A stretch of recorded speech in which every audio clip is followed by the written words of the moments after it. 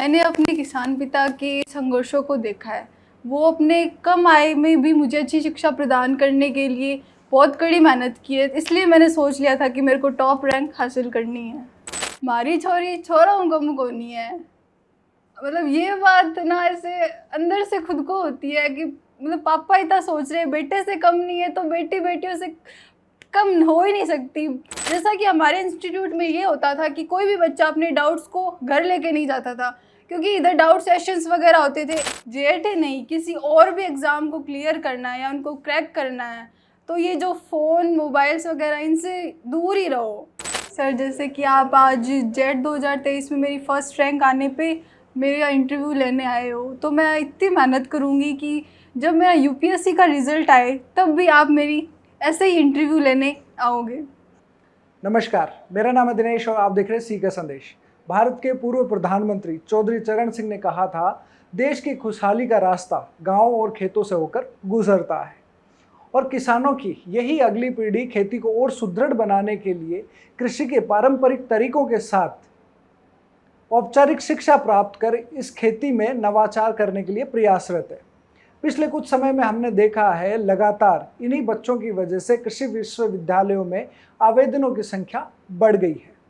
लेकिन कृषि विश्वविद्यालय में एडमिशन के लिए जेट एग्ज़ाम क्लियर करनी होती है और इस एग्ज़ाम को क्लियर करने के लिए ज़रूरी होता है एक अच्छी फैकल्टी का मार्गदर्शन और अच्छे कोचिंग से पढ़ाई करना, ताकि आपकी सफलता सुनिश्चित करी जा सके। आज हम एक ऐसे ही संस्थान agri point JET institute Bikaner में हैं और हम बात करेंगे राजस्थान में जेट 2023 में जनरल कैटेगरी में फर्स्ट रैंक हासिल करने वाली निकिता कंवर से। निकिता, सबसे पहले तो बहुत बहुत स्वागत है आपका। Thank you sir. आपने बहुत अच्छा परिणाम दिया, उसके लिए आपको बहुत बहुत बधाई। मैं जानना चाहता हूँ, जब रिजल्ट आया तो आपका क्या रिएक्शन रहा? आपको पहले से आइडिया था टॉप रैंक्स में आ जाएंगे? यस सर, आइडिया तो होना ही था। मेरी मेहनत, रात रात भर मैं जाग के पढ़ाई करती थी और मेरी सबसे मेन रोल मेरी इंस्टीट्यूट का था। इतनी अच्छा मैटर, इतना अच्छा सभी टीचर्स, हरदीप सर सब इतने सपोर्टिव, तो उन्होंने मतलब मेरे को लगा मैं फ़र्स्ट रैंक हासिल कर सकती हूँ और कर सकते हैं तो मैं क्यों नहीं। तो मैं इसी जुनून के साथ मैंने अपने मम्मी पापा का सपना पूरा करने के लिए, फर्स्ट रैंक हासिल करने के लिए अपने पूरी मेहनत व पूरा फोकस अपने जेट एग्ज़ाम पे किया। अच्छा, माँ बाप के बड़े सपने होते हैं बच्चों को सफल होते देखना। जब आपका रिजल्ट आया तो आपके पेरेंट्स का रिएक्शन क्या था? उनका रिएक्शन ये था कि मेरी बेटी राजस्थान में फर्स्ट, उनके लिए इतना प्राउड मोमेंट था उस टाइम कि वो एक्सप्रेस नहीं कर सकते थे कि मतलब इतने मेरे पापा फार्मर हैं, हम अच्छा। फार्मर हैं और हम लोअर मिडिल क्लास फैमिली से बिलोंग करते हैं, तो मतलब उनके लिए मेरे को पढ़ाना एक वो हो जाता है, मतलब कि बड़ा चैलेंज हो जाता है, बड़ा चैलेंज हो जाता है। पढ़ाई। तो वो उन्होंने मेरे को बाहर निकाला, पढ़ाई करवाई। उन्होंने ये सोचा कि मेरी मतलब बेटी उन बेटों से भी ज़्यादा कर सकती है, तो उन्होंने मेरे को पढ़ाया लिखाया। फिर जब रिज़ल्ट आया तब उन सबको बहुत अच्छा लगा, बहुत प्राउड मोमेंट था उस टाइम। और इन सब का क्रेडिट मैं अपने मम्मी पापा व एग्री पॉइंट जेट इंस्टीट्यूट को देना चाहूँगी। बिल्कुल, बेटियां कुछ भी कर सकती है। ये तो हमने पिछले यूपीएससी के चाहे परिणाम हो, चाहे स्टेट बोर्ड्स के परिणाम हो, किसी भी एग्ज़ाम में, चाहे जेट 2023 का परिणाम हो, इसमें हमने देखा है कि बेटियों ने बेटों से कहीं ज़्यादा बेहतर परिणाम दिए हैं और अपने परिवार के उस भरोसे को और मजबूत किया है जो उन्होंने अपनी बच्चियों पर दिखाया। और ये आने वाले समय में इन बेटियों की शिक्षा को और बेहतर बनाएगा, उन्हें और बेहतर मौके प्रदान करेगा। तो निकिता, मैं आपसे जानना चाहता हूँ कि आपने 12th के साथ में पढ़ते हुए आपने जेट 2023 के एग्ज़ाम में इतना अच्छा परिणाम दिया है, तो आपका पूरे साल जो पढ़ाई आपने करी एग्री पॉइंट जेट इंस्टीट्यूट से आप पढ़े, तो आपका एक्सपीरियंस कैसा रहा? मैंने सर यहाँ पे 11th में एडमिशन लिया था यहाँ पे एग्री पॉइंट में। तो 11th के अंदर हमारी 5 से 6 घंटे क्लासेस लगती थी। तो 11th में मेरा यही था कि मेरे को अपने बेसिक्स, वो कंसेप्ट है वो क्लियर करने हैं, क्योंकि कोई भी एग्ज़ाम है उसका बेस स्ट्रॉन्ग होना वो बहुत इंपॉर्टेंट होता है। तो 11th में बेसिक स्ट्रॉन्ग किए थे मैंने अपने। यहाँ पे एग्री पॉइंट में 5 से 6 घंटे क्लासेस लगती थी और जेट की भी क्लासेस लगती थी साथ में हमारे, तो वहाँ पे बेसिक स्ट्रॉन्ग करने पे मैंने ज़्यादा फोकस किया। फिर जब ट्वेल्थ की पढ़ाई की, ट्वेल्थ में मतलब बोर्ड का होता ही है, सबको ही होता है, मतलब मम्मी पापा को भी होता है बेटी अच्छे परिणाम लाए, सभी अंक लाए। तो जेट ट्वेल्थ पे भी फोकस किया, जेट पे भी मैंने उतना ही फोकस किया, और साथ में CUET जैसे एग्ज़ाम के भी मैंने फोकस बहुत किया था उन पे भी। और मेरी स्ट्रेटजी ये रही सर, मतलब अपन पढ़ाई कर लेते हैं पर बच्चा रिवीजन नहीं कर पाता। अच्छा, रिवीजन एक बेस्ट स्ट्रेटजी है, क्योंकि रिवीजन जितने ज़्यादा रिवीजन होंगे ना, वो अपने सारे कंसेप्ट क्लियर हो जाते हैं रिवीजन से। और जेट जैसे एग्ज़ाम में एक तो जो लास्ट ईयर के पेपर्स है उनको सॉल्व करना बहुत इंपॉर्टेंट है, क्योंकि बहुत क्वेश्चंस आ जाते हैं, लास्ट वाले पेपर से भी क्वेश्चंस बन जाते हैं। और मैंने मतलब कभी डाउट्स नहीं रखे, जो डाउट आता वो मतलब या तो क्लास में पूछ लो या बाहर फैकल्टी बैठे उनसे पूछ लो। मतलब डाउट सेशन भी होते थे हमारे यहाँ पे, डाउट्स क्लियर, हर बच्चे के डाउट्स क्लियर होते थे यहाँ पे। हमारे केमिस्ट्री हो चाहे बायो हो चाहे एग्रीकल्चर हो, सबके डाउट्स क्लियर होते थे।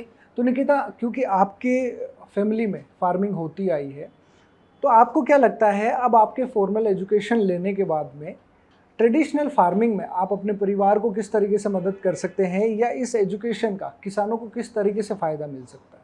फॉर्मल एजुकेशन से जो फार्मर्स हैं मैं उनको केस स्टडीज़ वगैरह, या जो वर्ल्ड में क्या चल रहा है, मतलब कि अपना इंडिया ऐसा है डेवलपिंग कंट्री है, और जो जो डेवलप्ड हो चुकी कंट्रीज़ हैं उनमें बहुत अच्छी अच्छी टेक्निक्स वगैरह हैं जिससे वो हाई प्रोडक्शन ले सकते हैं। पर मैं इस फॉर्मल एजुकेशन से का यूज़ करके मैं उन्हीं जो टेक्निक्स हैं वो मैं अपने इंडिया फार्मर्स को बताना चाहूँगी कि अपन भी ऐसे यूज़ करके अपना प्रोडक्शन बढ़ा सकते हैं। आपने जैसे 11th-12th भी यहाँ से किया, आपने जेट का एग्ज़ाम भी क्लियर किया, पर हमें बताया गया है कि आपने अपने स्टडी रूम में सब जगह आपने लिख रखा है born to be a rank holder. इसकी क्या कहानी है? कि मेरे मम्मी पापा मतलब इतना अफोर्ड नहीं कर सकते कि हमें बाहर पढ़ाए वगैरह, तो उस टाइम ही सोच लिया था कि कुछ तो करना है। तो ये born to become rank holder मेरे को एक सेल्फ मोटिवेट करता है मेरे को, क्योंकि जब भी उस वर्ड को देखती थी ना तभी होता था तेरे को तो रैंकर बनना ही है, यही होता था मेरे अंदर, यही मेरे को सेल्फ मोटिवेट करता था। तो ये होना चाहिए एक स्टूडेंट में कि वो अपना जो गोल है, जो टारगेट है, वो अपने साथ रखे, हमेशा वो टैग साथ में रखे, तभी उसको इंस्पिरेशन मिलती है कि अपन को वो करना है।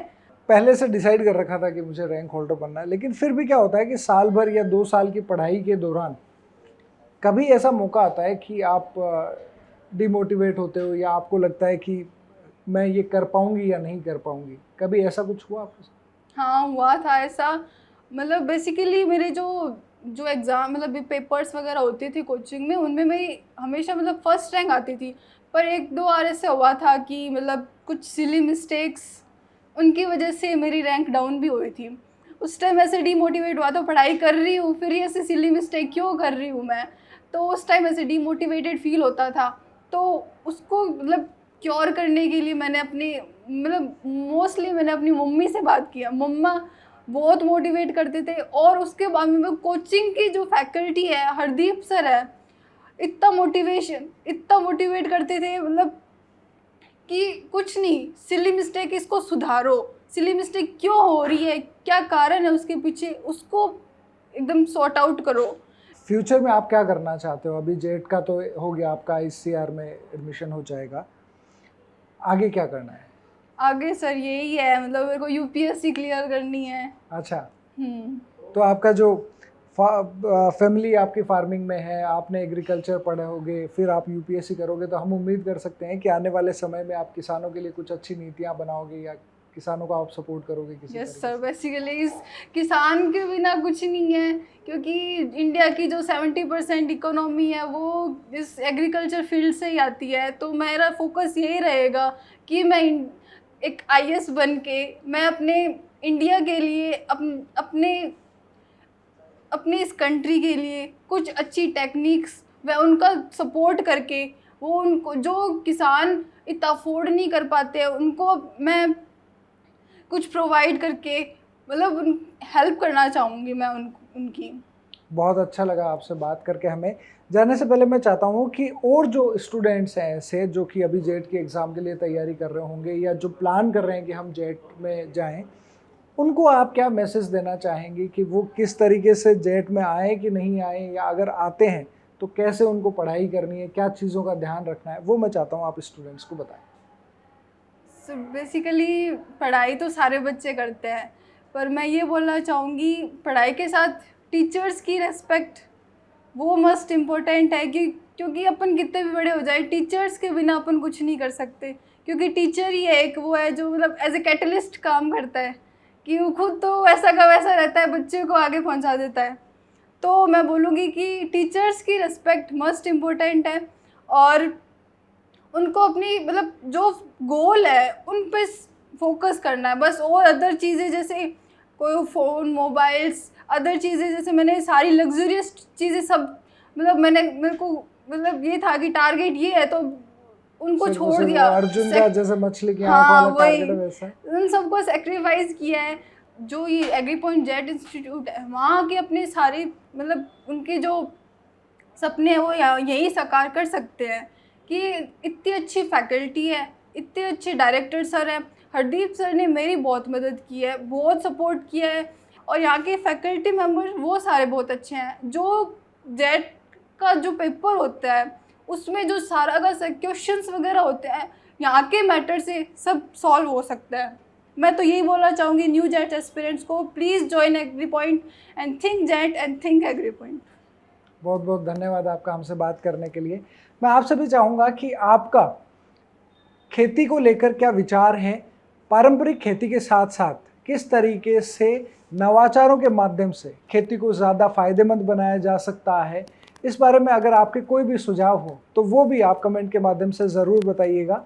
इसके अलावा agri point JET institute Bikaner से संबंधित अगर आपका कोई भी सवाल है कोर्सेज़ के बारे में या फैकल्टीज़ के बारे में या फैसिलिटीज़ के बारे में, तो वो भी आप कमेंट कर सकते हैं। हम उम्मीद करते हैं एग्री पॉइंट जेट इंस्टीट्यूट आपके सभी सवालों का जवाब देगी। सीके संदेश के साथ बने रहने के लिए बहुत बहुत धन्यवाद।